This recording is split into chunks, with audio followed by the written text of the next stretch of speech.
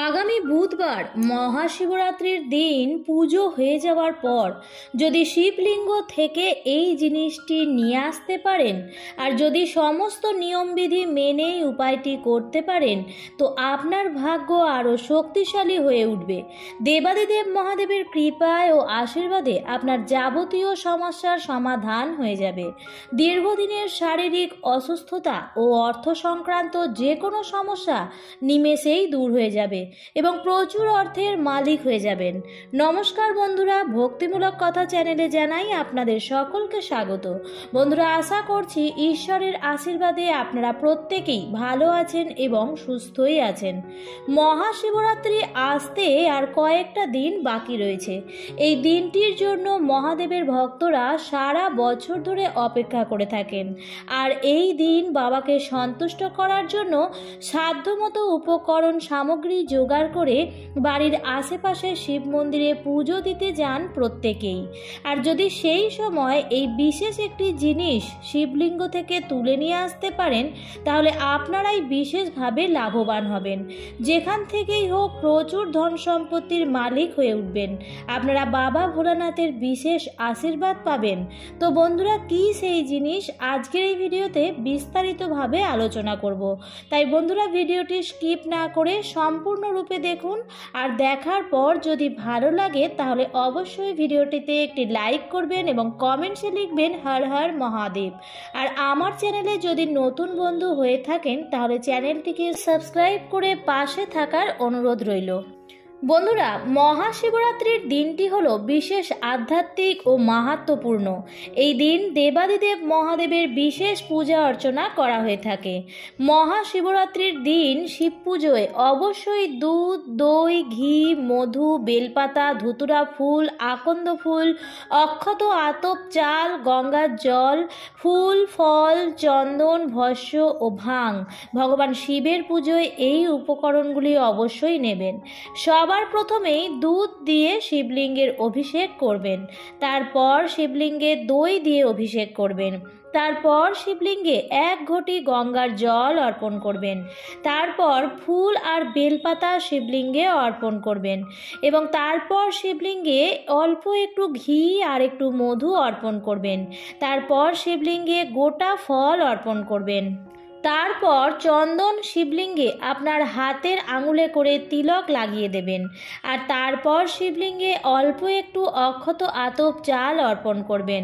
বন্ধুরা, চালগুলি অর্পণ করার আগে ভালো করে বেছে নেবেন যেন কোনো চাল ভাঙা না থাকে, কারণ ভাঙা চাল শিবলিঙ্গে অর্পণ করতে নেই।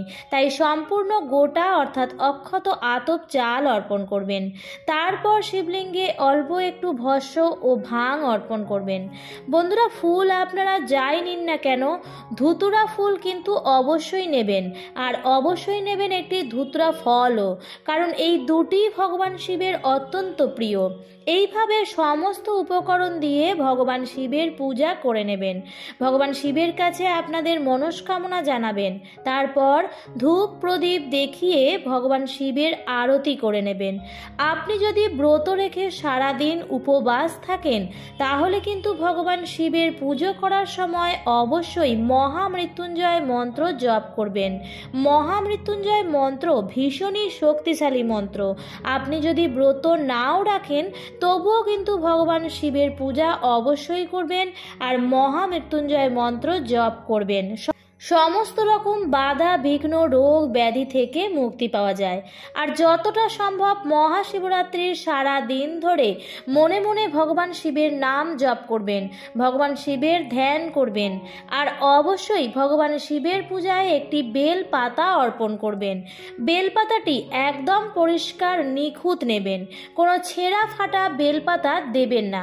বন্ধুরা, যদি কোনো ব্যক্তি নিষ্ঠা ভক্তি সহকারে ভগবান শিবের পুজো করবার সাথে সাথে শিবলিঙ্গ থেকে একটি 3 পাতা যুক্ত নিখুঁত বেলপাতা গোপনে নিয়ে আসতে পারেন, এবং সেই বেলপাতা যদি নিজের কাছে রাখতে পারেন এবং সেই বেলপাতা যদি সঠিক নিয়মবিধি মেনে উপায় করতে পারেন তো অবশ্যই জীবনে অনেক উপকার পাবেন। বন্ধুরা, এই বেলপাতার মধ্যে থাকে ভগবান শিবের আশীর্বাদ, কারণ এই বেলপাতা ভগবান শিবের অত্যন্ত প্রিয়। বেলপাতা ছাড়া ভগবান শিবের পুজো অসম্পূর্ণ থেকে যায়। এই বেলপাতা আপনারা নিয়ে আসবেন, তারপর আপনাদের আলমারির লকারে বা ক্যাশ বাক্সে রেখে দেবেন। দেখবেন খুব দ্রুত ধন সম্পদ বৃদ্ধি পেতে থাকবে এবং আপনাদের আর কোনো অভাব থাকবে না এবং ঘরের সর্বত্রই শুভ শক্তিতে ভরপুর থাকবে।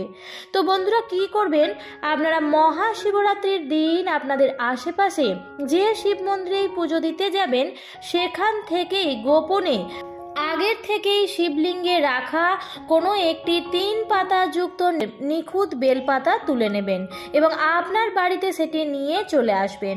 তারপর সেটি আপনার ঠাকুর ঘরে রেখে দেবেন। এরপর একটি শুদ্ধ পরিষ্কার লাল শালু কাপড় নেবেন। তারপর সেই লাল কাপড়টির মধ্যে সেই বেল পাতাটিকে নিয়ে ভালোভাবে পুটলি মতন বেঁধে নেবেন এবং সারা দিন সেটি আপনার বাড়ির ঠাকুর ঘরে যে শিব ঠাকুরের ছবি বা শিবলিঙ্গ আছে সেখানেই রেখে দেবেন এবং সন্ধ্যের সময় সন্ধ্যে দেওয়া হয়ে যাওয়ার পর সেটি সেখান থেকে তুলে নিয়ে নিজের মাথায় ঠেকাবেন এবং তারপর সেটি আলমারির লকারে গিয়ে দেবাদিদেব মহাদেবকে স্মরণ করে সেটি ভালোভাবে রেখে দেবেন। বন্ধুরা, আলমারির লকার যেখানে টাকা পয়সা গয়নাগাটি বা দামি দামি জিনিসপত্র রাখা হয়, আর এই জিনিসটি যদি সেই লকারের মধ্যে রাখতে পারেন তো আপনাদের আয় আরও বৃদ্ধি পাবে। বন্ধুরা, এই উপায়টি করলে কখনো আপনাদের অর্থের অভাব হবে না, ধন সম্পত্তি দিন দিন বৃদ্ধি পেতে থাকবে।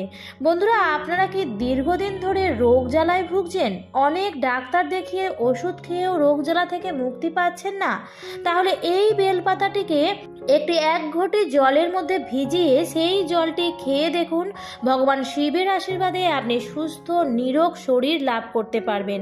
বন্ধুরা, এটি প্রতিদিন করে দেখুন, আপনার শরীর থেকে সমস্ত নেগেটিভ ঊর্জা বেরিয়ে যাবে এবং মানসিক শান্তি পাবেন।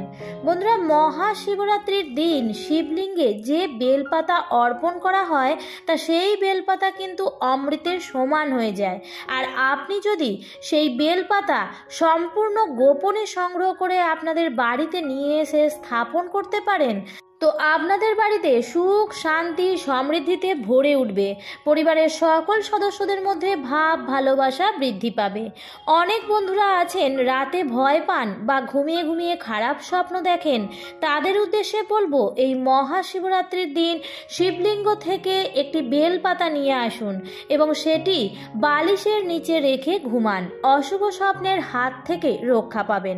বন্ধুরা, আপনারা যদি ব্রত রেখে মহাশিবরাত্রির দিন ভগবান শিবের পূজা করবার সময় শিবলিঙ্গে তো গঙ্গার জল অর্পণ করবেন, দুধ অর্পণ করবেন, দই অর্পণ করবেন, কিন্তু বন্ধুরা শিবলিঙ্গে যখন আপনারা গঙ্গার জল অর্পণ করবেন তো সেই জল অর্পণ করার সময় শিবলিঙ্গ থেকে যে জল নিচের দিকে ঝরে পড়বে সেই জল আপনি ঘটিতে করে সংগ্রহ করে নেবেন। তারপর সেই শিবলিঙ্গ থেকে ঝরে পড়া জল নিয়ে আপনি সোজা বাড়িতে নিয়ে চলে আসবেন এবং সেই জল নিয়ে এসে বাড়ির প্রত্যেক সদস্যের মাথায় ছিটিয়ে দেবেন এবং ঘরের প্রত্যেকটা কোনায় কোনায় প্রত্যেকটি ঘরে সব জায়গায় ছিটিয়ে দেবেন। বন্ধুরা, মনে রাখবেন এই জল অমৃত সমান হয়ে যায়, আর যখন আপনি শিবলিঙ্গের গঙ্গার জল অর্পণ করবেন তখন সেই শিবলিঙ্গ থেকে ঝরে পড়া জল কিন্তু অমৃত সমান হয়ে যায়। বন্ধুরা, এটা বিশ্বাস করা হয় অনেক দেবদেবতা শিবলিঙ্গের পাশে অদৃশ্য রূপে দাঁড়িয়ে থাকেন যাতে শিবলিঙ্গ থেকে ঝরে পড়া জল তারা গ্রহণ করতে পারে। তো বন্ধুরা, এই ছোট ছোট উপায়গুলি করতে পারলে আপনাদের বাড়িতে সারা বছর কোনো রকম অশুভ শক্তি প্রবেশ করতে পারবে না। বাড়ির বাস্তু দোষ একেবারে সমাপ্ত হয়ে যাবে। আপনার বাড়ির ওপর কেউ কালা জাদু টোনা করতে পারবে না। বাড়িতে সর্বদাই শুভ শক্তি বাস করবে। ভগবান শিবের আশীর্বাদ ধন্য এই বেলপাতাটি গোপনে সংগ্রহ করে বাড়িতে রেখে দিন। দেখবেন মহাদেবের আশীর্বাদে সমস্ত বাধা বিপত্তি অর্থকষ্ট রোগ ব্যাধি থেকে মুক্তি পাবেন। তো বন্ধুরা, আজকের ভিডিওটি এই পর্যন্তই। ভিডিওটি দেখে যদি ভালো লাগে তাহলে অবশ্যই লাইক কমেন্ট এবং শেয়ার করতে ভুলবেন না, এবং এই ধরনের আরও ভিডিও পাওয়ার জন্য চ্যানেলটিকে সাবস্ক্রাইব করে পাশে থাকা বেল আইকনটির অল লেখাটিতে ক্লিক করে দেবেন। আবারও দেখা হবে পরবর্তী নতুন কোনো ভিডিওতে। ভালো থাকবেন, সুস্থ থাকবেন, ধন্যবাদ।